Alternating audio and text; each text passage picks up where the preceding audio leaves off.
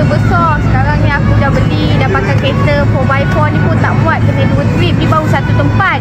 Apa cerita ni? Apa cerita? Satu tempat ni dekat RM9,000 belanja. Ya Allah, barang mahalnya. Macam mana kita nak mula berniaga? Tak apa, jangan risau, RM3 dan ke atas. Jangan lupa datang 13 hari bulan 6. Kita dah start berniaga. Desa Mak Rentan. Tak tahu, tekan je direction, InsyaAllah korang akan sampai dekat kedai kami. Alright korang, jangan lupa 13 hari bulan 6 kita dah start berniaga. Okey, ni kita nak pergi beli barang. Jom kita pergi dekat Sehat.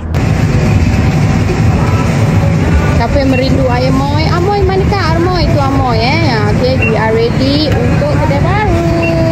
We dah bersedia untuk kedai baru. Are you ready guys? Nak datang kedai kita orang. Semua kita orang dah preparation untuk kedai baru. We are ready. Cukup rasa Haji motor semua. Sebut-sebut kari, gula, apa benda lah semualah. Mak bapak je aku tak beli. Lain semua aku dah siap beli. Are you ready guys untuk kedai baru kita? Jangan lupa 13 hari bulan 6 Mak dah start buka kedai. So kita tengah restock barang. Mak tak sabar, Mak dah lama tak membeli barang. Mak rasa macam pening-pening lalat. But it's okay. Jom kita bermula sekarang. Kita restock dulu barang. Setting baik-baik. Dah boleh menyaga macam biasa. So kaunter pertama RM5,284. Untuk kaunter kedua kita.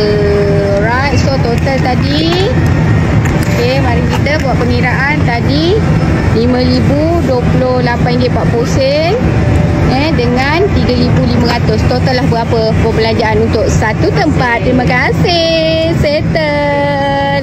Alhamdulillah. Muka Syafiq.